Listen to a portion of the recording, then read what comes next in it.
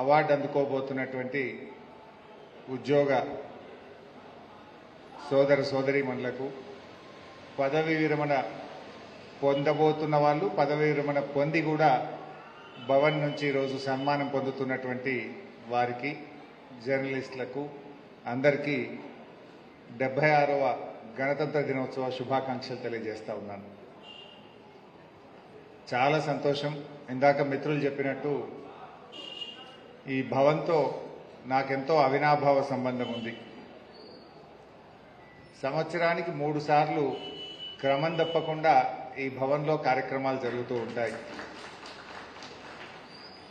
15th August కావచ్చు, 26 జనవరి కావచ్చు, అదేవిధంగా ఉపాధ్యాయ దినోత్సవం కావచ్చు. 3 సందర్భాల్లో కూడా మరి ఉపాధ్యాయ దినోత్సవం నాడు ఉత్తమ ఉపాధ్యాయులను సన్మానించుకోవడం, గణతంత్ర దినోత్సవం రోజు మనం ఉత్తమ ఉద్యోగులను సన్మానించుకోవడం, అదేవిధంగా 15th ఆగస్ట్ రోజు విద్యార్థులను, మెరిటోరియస్ స్టూడెంట్స్ను మనం ప్రభుత్వ పాఠశాలల్లో చదివి మంచి ర్యాంకులు, మార్కులు పొందినటువంటి విద్యార్థులను కూడా మనం గౌరవించుకుంటూ ఉన్నాం. ఈ భవన్ జనరల్గా చాలా చోట్ల కూడా భవన్ అంటే ఏదో రిక్రియేషన్ కోసము, రిటైర్డ్ ఉద్యోగుల లేదా ఉద్యోగస్తుల యొక్క ఈవినింగ్ టైం స్పెండ్ చేయడానికి భవన్లు ఉంటాయి. కానీ మన భవన్ ఇది సామాజిక బాధ్యతలు, గురుతరమైనటువంటి బాధ్యతలు, అంటే ఉద్యోగులకు ప్రోత్సాహాన్ని, ఉపాధ్యాయుల్లో నూతన ఉత్సాహాన్ని, ఉత్తమ విద్యార్థులను ప్రోత్సహిస్తూ ఈ భవన్ ఎంతో ఆదర్శంగా ముందుకు పోవడం చాలా సంతోషం. గతంలో ఈ భవన్కి అధ్యక్షులుగా పనిచేసిన వాళ్ళు కావచ్చు, ప్రస్తుత కార్యవర్గం కావచ్చు, ఈ మంచి సాంప్రదాయాన్ని కొనసాగిస్తూ ముందుకు పోతా ఉన్నారు. చాలా సంతోషం. మరి ఈరోజు కూడా ఉత్తమ ఉద్యోగులుగా బాధ్యతలు స్వీకరించి సన్మానం పొందబోతున్న వారందరికీ నా హృదయపూర్వకమైనటువంటి శుభాకాంక్షలు తెలియజేస్తా ఉన్నాను. అదేవిధంగా 8 మంది పదవీ విరమణ పొందబోతున్నటువంటి వారికి కూడా ఈరోజు మనం సన్మానం చేసుకుంటున్నాం. ఒకప్పుడు పొందింది ఆల్రెడీ 8 మంది పదవీ విరమణ పొందినారట. జనరల్గా ఉద్యోగస్తులు రిటైర్ అయితే కొడుకు, కోడలు, బిడ్డ, అల్లుడు, మనవలు, మన్మరాన్లు ఆశపడుతుంటారు. మా తాత రిటైర్ అయిండు, మా అమ్మమ్మ రిటైర్ అయింది, నాయనమ్మ రిటైర్ అయింది, ఏమన్నా పైసలు వస్తాయని ఎదురు చూస్తుంటారు. జనరల్గా రిటైర్ అయితే ఉద్యోగస్తులు 20-30 ఏళ్ళ తమ సర్వీస్లో రూపాయి నెల నెల కట్ అవుతుంటుంది. గ్రూప్ ఇన్సూరెన్స్ కావచ్చు, టీఎస్ జిఎల్ఐ కావచ్చు, గ్రాట్యుటీ కావచ్చు, కమ్యుటేషన్ కావచ్చు, ఇట్లా రకరకాలుగా వాళ్లకు పదవీ విరమణ సమయంలో డబ్బు వస్తుంది. జీవితం అంతా ఒక ఆశ పెట్టుకుంటారు. రిటైర్ అయినాక ఇంత ఇల్లు కొనుక్కుందామనో, రిటైర్ అయినాక అల్లుని కొప్పుకున్న ఏమన్నా పైసలు ఉంటే అవి కడదామనో, లేకపోతే బిడ్డకి ఏదైనా సాయం చేద్దామనో ఆశ పెట్టుకుంటారు, ఎదురు చూస్తుంటారు ఆ పైసల కోసం. కానీ కొత్త ప్రభుత్వం వచ్చిన తర్వాత ఈ రిటైర్మెంట్ పైసలు ఎప్పుడు వస్తాయో తెలుస్తలేదు. కనీసం 3 నెలలకు ఇస్తాము, 6 నెలలకు ఇస్తాము, ఏడాదికి ఇస్తాము, ఇప్పుడు సగం ఇస్తాము, రేపు సగం ఇస్తాము, ఏదో గాలి దీపం లెక్క అయిపోయింది. అంటే అంతా అయోమయం. పాపం చాలా మంది హైకోర్టుకు పోతున్నారు. ఇప్పటికీ నాకు తెలిసి 200-300 మంది హైకోర్టుకు పోతే హైకోర్టు వడ్డీతో సహా 6 వారాల్లో చెల్లించమని ప్రభుత్వానికి డైరెక్షన్ ఇస్తా ఉంది. ఈ మధ్య మన మందపల్లికి చెందిన జెడ్పీహెచ్ఎస్ ప్రధాన ఉపాధ్యాయులు వెంకటేశం గారు కూడా హైకోర్టు పోయిండు. నేను రిటైర్ అయినా 6 నెలలు అయింది, నా పైసలు వస్తలేవంటే 6 వారాల్లోగా ఇతనికి డబ్బులు చెల్లించండి అని హైకోర్టు ఆదేశం ఇచ్చింది ప్రభుత్వానికి. ఇది ఈరోజు రాష్ట్రంలో పరిస్థితి. రాష్ట్ర ప్రభుత్వ ఉద్యోగులే రాష్ట్ర ప్రభుత్వం మీద హైకోర్టుకు పోవాల్సిన పరిస్థితి. నా పెన్షన్ బెనిఫిట్లు అందించండి అని అడుక్కోవాల్సినటువంటి పరిస్థితి ఈరోజు ఏర్పడ్డది. ఉద్యోగస్తులకు కూడా ఏమనంటే జీతం 1వ తారీఖు అంటున్నారు, అన్ని బంద్ చేశారు. 1వ సరే, గత ప్రభుత్వం ఉన్నప్పుడు కూడా 5 తారీఖో 4 తారీఖో 8 తారీఖో కానీ ఖచ్చితంగా 5 తారీఖు వస్తుండే. కానీ మిగతా బెనిఫిట్లు కూడా వచ్చు కదా, లైక్ జీపీఎఫ్ కానీ, డిఏలు కానీ, పిఆర్సీ కానీ, ఇన్సూరెన్స్ డబ్బులు కానీ, మెడికల్ బిల్స్ కానీ, ఓ 6 నెలలకో ఏడాదికో వస్తుండే. ఈ ప్రభుత్వం వచ్చిన 13 నెలల్లో ఒక్కలకు మెడికల్ బిల్లు వచ్చే పరిస్థితి లేదు, జీపీఎఫ్ లోన్లు వచ్చే పరిస్థితి లేదు, డిఏల గురించి మాట్లాడే పరిస్థితే లేదు, పీఆర్సీ అయితే పత్తా లేకుండానే పోయింది. మీరు ఆలోచించండి, కేసీఆర్ గారు ఉన్నప్పుడు 2 విడతల్లో కలిపి 72 కదా 71 73% పీఆర్సీ ఇచ్చి చరిత్ర సృష్టించారు కేసీఆర్ గారు. 73% పీఆర్సీ వచ్చింది 2 విడతల్లో. కానీ దురదృష్టం ఏంటంటే పీఆర్సీ గడువైపోయినా ఇప్పటి వరకు దాని గురించి ప్రస్తావన లేదు. అరే పీఆర్సీ ఇవ్వపోతే ఆ డిఏలన్నీ ఇవ్వయా బాబు అంటే ఆ డిఏల గురించి కూడా మాట్లాడే పరిస్థితి లేదు. మరి డబ్బులు లేవా?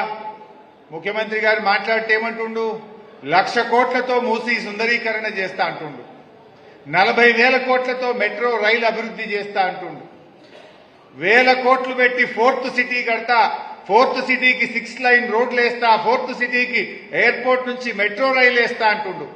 నీ 4th సిటీకి డబ్బులుంటాయి, మూసి సుందరీకరణకు డబ్బులుంటాయి, మెట్రో రైలుకు డబ్బులుంటాయి, మరి మా ఉద్యోగుల డిఏకి ఎందుకు డబ్బులుండయి? మా రిటైర్డ్ ఉద్యోగుల డబ్బులు ఇవ్వడానికి నీకు చేతులు ఎందుకు రావు అని చెప్పి నేను అడుగుతా ఉన్నా. డబ్బులు లేకపోతే 1,00,000 కోట్లతో మూసి సుందరీకరణ అవసరమా నీకు? పైసలు ఉంటేనే కదా నువ్వు 1,00,000 కోట్లతో మూసి సుందరీకరణకు పెట్టినావు. వరల్డ్ బ్యాంక్కి వెళ్ళి తెస్తా, కేంద్రంకి వెళ్ళి తెస్తా. మొన్నేం చేసిండు, టీఎస్ఐఐసి మన భూములు గచ్చిబౌలిలో 400 ఎకరాల భూమి ఉంటే 10,000 కోట్లు బ్యాంకులో కుదబెట్టి తెచ్చింది. 400 ఎకరాలు కుదబెట్టి 10,000 కోట్లు తెచ్చింది. ఎవరికి ఇస్తుండ్రు ఆ 10,000 కోట్లు? బడా బడా కాంట్రాక్టర్లకు 8%, 10% తీసుకొని బిల్లులు ఇస్తాం. తప్పకుండా మీ పక్షాన ఇప్పుడు అసెంబ్లీలో బడ్జెట్ సమావేశాలు స్టార్ట్ అవుతాయి. అసెంబ్లీ బడ్జెట్ సమావేశాల్లో కూడా రిటైర్డ్ ఉద్యోగుల పక్షాన బీఆర్ఎస్ పార్టీ పక్షాన నేను తప్పకుండా మాట్లాడతా. గట్టిగా మీ సమస్యలపైన ప్రభుత్వాన్ని కూడా నిలదీయడం కూడా జరుగుతుందని నేను మనవి చేస్తా ఉన్నా. ఎందుకంటే న్యాయబద్ధంగా డిఏ అనేది ఉద్యోగస్తుల హక్కు. మళ్ళీ ఇప్పుడు జనవరి వస్తే ఇంకో డిఏ వస్తుంది, కొత్త డిఏ ఇప్పుడు కేంద్ర ప్రభుత్వం ఇస్తుంది. బహుశా కేంద్ర ప్రభుత్వం నిన్న పీఆర్సీ కూడా ప్రకటించింది విత్ డేట్. ఏ డేట్ నుంచి ఇవ్వబోతున్నామో కూడా స్పష్టంగా చెప్పింది కేంద్ర ప్రభుత్వం. కానీ రాష్ట్రంలో డేటు లేదు, దశ లేదు, దిశ లేదు, ఒక డైరెక్షన్ లెస్ గా ఈనాడు రాష్ట్ర ప్రభుత్వం నడుస్తూ ఉంది. సో ఇవన్నీ కూడా మీరందరూ కూడా గమనిస్తా ఉన్నారు. బట్ రాబోయే రోజుల్లో కూడా, ఎందుకంటే ఉద్యోగస్తులు ఉత్సాహంగా పనిచేస్తేనే రాష్ట్ర ప్రభుత్వానికి మంచి పేరు వస్తుంది, ప్రజలకు మంచి సేవలు దొరుకుతాయి. ఉద్యోగస్తులు ఉల్లాసంగా ఉండాలి. ఉద్యోగస్తుల సమస్యలు ప్రభుత్వం పరిష్కరించాల్సినటువంటి అవసరం నిజంగా ఎంతైనా ఉంది. ఎందుకంటే విరమణ అంటేనే ఉద్యోగస్తులకు విశ్రాంతి, పదవి విరమణ అంటే ఒక విశ్రాంతి. కానీ ఇవాళ ఏమైపోయిందంటే రిటైర్డ్ ఉద్యోగులకు ఇవాళ ఆ పెన్షన్ బెనిఫిట్లు రాక చాలా ఇబ్బందులు పడుతున్నారు. మరి ఈరోజు చూస్తే దాదాపు 9,000 మంది ఉద్యోగస్తులు రిటైర్ అయింది ఈ ప్రభుత్వం వచ్చినాక. 9,000 మందిలో ఎవరికి కూడా ఇవ్వడం లేదు డబ్బులు. ఆ మధ్య ఒక మహబూబ్ నగర్ లో ఒక ఏఎస్ఐ నేను ఆత్మహత్య చేసుకుంటా అంటే ఆయన ఒక్కడికి ఇచ్చిన పైసలు. బయటకు వచ్చి పేపర్లో టీవీలో మాట్లాడితే నేను చచ్చిపోదామనుకుంటున్నా అంటే ఆయన ఒక్కరికి పడ్డాయి పైసలు.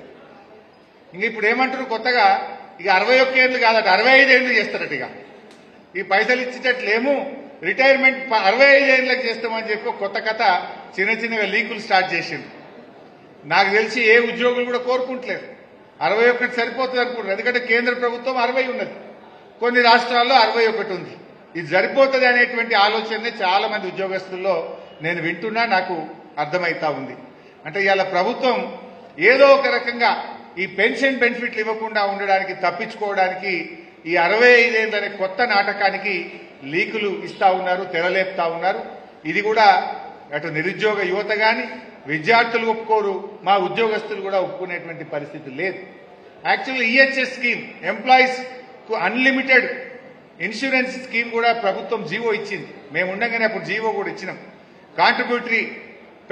కాంట్రిబ్యూటరీ హెల్త్ స్కీమ్ 1% ఉద్యోగస్తులు కడితే మిగతాది ఎంతైనా ప్రభుత్వం ఇచ్చి ఏ హాస్పిటల్లో ఏ చికిత్సకైనా ఉద్యోగులు వారి కుటుంబ సభ్యులకు ఇచ్చే విధంగా గతంలోనే నిర్ణయం తీసుకున్నాం. కానీ వీళ్ళు ఇంతవరకు దాన్ని కూడా అమల్లోకి తేవడం లేదు. ఆ ఈహెచ్ఎస్ పెండింగ్ బిల్స్ కూడా అట్లనే ఉండిపోతా ఉన్నాయి.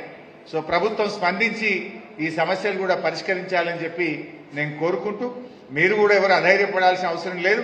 తప్పకుండా నేను శాసనసభలో దీని గురించి ఈ ఫిబ్రవరిలో మార్చిలో జరిగే బడ్జెట్ సమావేశాల్లో ప్రత్యేకంగా మీ అంశం మీద పట్టుబట్టి ప్రభుత్వం మీద ఒత్తిడి పెట్టి మీ యొక్క బిల్స్ అన్ని కూడా పెండింగ్ బిల్స్ కావచ్చు, రిటైర్మెంట్ బెనిఫిట్స్ కావచ్చు, వాటి విడుదల కోసం ప్రయత్నం చేస్తాం. మొన్న ఈ మధ్య ఎంపీడీఓలు ఎంఆర్ఓలు కలిసి వాళ్ళే కూడా సంవత్సరం నుంచి వెహికల్ అలవెన్స్ వస్తలేవట. ఎంపీడీఓలకు వెహికల్ అలవెన్స్ వస్తలేదు, ఎంఆర్ఓకు వెహికల్ అలవెన్స్ వస్తలేదు, ఎస్ఐకి స్టేషన్ అలవెన్స్ వస్తలేదు. ఆ పోలీస్ స్టేషన్లో కేసీఆర్ గారు ఉండగా మీరు దొంగలను ఇబ్బంది పెట్టొద్దని కేసీఆర్ గారు 50,000 రూపాయలు జిల్లాల్లో 75,000 హైదరాబాద్ లో పోలీస్ స్టేషన్ అలవెన్స్ అని వాళ్ళ కాగితాల ఖర్చులకు ఎవరైనా వస్తే మంచినీళ్ళు ఛాయ్ ఇయ్యండి, జనం దగ్గర పైసలు తీసుకోకండి అని గతంలో కేసీఆర్ గారు దాన్ని పెట్టింది. ఈ ప్రభుత్వం వచ్చినాక ఆ స్టేషన్ అలవెన్స్ కూడా బంద్ అయిపోయింది. ఈ రకంగా చాలా ఇబ్బంది పడుతున్నారు. పోలీసులకు కూడా సరెండర్ లీవ్ లేదు, ఆరోగ్య భద్రత లేకుండా పోయింది, పోలీసుల జీవితాలకు కూడా భద్రత లేకుండా పోయినటువంటి పరిస్థితి వచ్చింది. బట్ ఇవన్నీ కూడా గమనిస్తా ఉన్నారు. ఆ రోజేమో అన్నీ ఇస్తామన్నారు, అందరికీ ఇస్తామన్నారు, ఇప్పుడు కొన్నే ఇస్తాం కొందరికే ఇస్తామంటున్నారు. అప్పుడేమో ఎన్నికల ముందు అన్ని చెప్పారు, రాగానే 100 రోజుల్లో పీఆర్సీ, 100 రోజుల్లో 4 డిఏలు క్లియర్, మీ పెండింగ్ బిల్స్ అన్నీ క్లియర్ అన్నారు. 100/400 రోజులైనా ఇప్పుడు జరుగుతున్నదైతే ఏమీ లేదు. సో వాస్తవాలు బయటపడుతున్నాయి, ప్రజలు కూడా అర్థం చేసుకుంటున్నారు. సో మీది కూడా తప్పకుండా నేను ఇంకా ఒత్తిడి పెట్టి మీ సమస్యల పరిష్కారం కోసం కూడా నా వంతు కృషి చేస్తా. సిద్దిపేట విషయంలో కూడా మీరు చూసిండ్రు, పగబట్టినట్టే చేస్తున్నారు. ఇలా సిద్దిపేట ఉద్యోగస్తులు కూడా లాస్ట్కి ఎత్తురు వేసే పైసలు. అప్పుడు నేనుండగా ఇంత ఫైనాన్స్ మినిస్టర్ ఉంటే సిద్దిపేట ఎమ్మెల్యేని అయితే జర మొదలర్చుకుంటుంటే ఇప్పుడు లాస్ట్కు పెట్టారు. అందరితో పాటు కూడా పెట్టలేరు. మా సిద్దిపేట ఉద్యోగులు అంటే లాస్ట్ చూస్తుండే కావచ్చు మీరు కూడా, పక్క జిల్లాలలో పడుతున్నాయి, మన జిల్లాకు మొదలు పడతలేవు. దీన్ని వెనుకకు పెడుతున్నారు. మొన్న పోలీసు వాళ్ళు వచ్చిన దగ్గరికి, సార్ అన్ని జిల్లాల డిఏలు పడ్డాయి, అన్ని జిల్లాల సరెండర్ లీవులు పడ్డాయి, మన సిద్దిపేట నిజామాబాద్ వాళ్ళేదన్నారు. ఫోన్ తీసుకొని గట్టిగా దబాయించిన, ఇస్తారా రమ్మంటారా అన్న, సాయంత్రం కల్లా పడ్డాయి. అంటే ఆ రకంగా తయారు చేసింది. ఇలా మన చిన్న చూపు చూస్తున్నారు. నేను సిద్దిపేటకు వెటర్నరీ కాలేజ్ శాంక్షన్ చేస్తే దాన్ని క్యాన్సిల్ చేసి కొడంగల్ పట్టుకపోయారు. కొత్తది పెట్టుకో, మా సిద్దిపేట ఎత్తుకపోవాలా? సిద్దిపేటలో నేను రెసిడెన్షియల్ మహిళా డిగ్రీ కాలేజ్కు 17 కోట్లు శాంక్షన్ చేస్తే దాన్ని క్యాన్సిల్ చేసిర్రు, దాన్ని మెట్పల్లికి ఎత్తుకపోయారు. అంటే ఈ రకంగా మన రంగనాయక సాగర్లో నేను ఒక అద్భుతమైన టూరిజం ప్రాజెక్ట్ 100 కోట్ల రూపాయలతో శాంక్షన్ చేయిస్తే మీరు పోతే ఆ పిల్లలు కనబడతాయి, నీళ్ళల్లో పైకి లేచి కనబడతాయి. ఆ 100 కోట్లలో 20 కోట్ల పని అయింది, ఆ 80 కోట్లను క్యాన్సిల్ చేసి ఎత్తుకపోయింది. కోమటి చెరువు పక్కకెళ్ళి మీరు పోతుంటే శిల్పారామం కట్టిన అక్కడ అది బారణ పని అయింది, దాన్ని బంద్ చేసిండ్రు, దాన్ని మహబూబ్నగర్కి ఎత్తుకపోయింది. ఇది ఎక్కడ అన్యాయం? కొత్త ఇవ్వకపోతే మా ప్రభుత్వం శాంక్షన్ చేసి సగం పనులైన పనులు కూడా అటు శిల్పారామం ఆపిండ్రు, ఇటు రంగనాయక సాగర్ ఆపిండ్రు, అటు వెటర్నరీ కాలేజ్ ఎత్తుకపోయిండ్రు, ఇటు మహిళా రెసిడెన్షియల్ డిగ్రీ కాలేజ్ ఎత్తుకపోయిండ్రు. అడుగడుగున అన్యాయం చేసే విధంగా మరి కక్షపూరితంగా వ్యవహరిస్తా ఉన్నారు. సరే, దానికి తగిన మూల్యం చెల్లించుకుంటారు తప్పకుండా. ప్రజలు తెలివైన వాళ్ళు, ఇట్లా చేస్తే ప్రజలు సహించరు. నువ్వు ఉన్న వాటిని ఎత్తుకపోతే ఎట్లా? కొత్త ఏంటి ఇస్తావా ఇవ్వవా దాని సంగతి తర్వాత. ఉన్న పథకాలు, నడుస్తున్న పథకాలు, సగం జరిగిన పనులను కూడా ఎత్తుకపోయి ఇవాళ సిద్దిపేట అంటే ఒక కక్షతో వ్యవహరిస్తా ఉన్నారు. ఇవాళ సిద్దిపేట ఎందుకు కక్ష? తెలంగాణ ఉద్యమానికి గుండెకాయలాగా సిద్దిపేట పనిచేసింది. తెలంగాణ ఉద్యమానికి జీవం పోసింది సిద్దిపేట. కేసీఆర్ ను గెలిపించి నువ్వు కొట్లాడు తెలంగాణ కోసమని నిలబెట్టినందుకు ఆ సిద్దిపేట మీద మీరు పగబడతారా?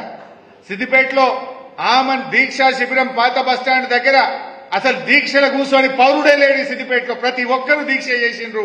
డాక్టర్లు, లాయర్లు, ఉద్యోగులు, ఇంజనీర్లు, మహిళలు, రైతులు అందరూ దీక్ష చేసిండ్రు. అంటే తెలంగాణకు పట్టుబట్టి పోరాడినందుకు ఇవాళ మా మీద పగబడతారా అని చెప్పి నేను అడుగుతా ఉన్నా. సో ఈ రకంగా వాళ్ళు వ్యవహరిస్తా ఉన్నారు. బట్ నేను ఇడిచిపెట్టాను. సరే, కొత్తగా ఏడాదని ఆగినా అవసరమైతే ఎటువంటి పోరాటమైనా చేస్తాం. సిద్దిపేట హక్కులు కాపాడతాం. సిద్దిపేటకు న్యాయబద్ధంగా జరగాల్సిన అభివృద్ధిని సాధించి తీర్తామని చెప్పి కూడా మనవి చేస్తూ, ఈనాడు సన్మానం పొందబోతున్నటువంటి ఉద్యోగులు అందరికీ, పదవీ విరమణ పొందినటువంటి విశ్రాంత ఉద్యోగులకు నా హృదయపూర్వక మనస్పూర్వకమైనటువంటి అభినందనలు తెలియజేస్తూ సెలవు.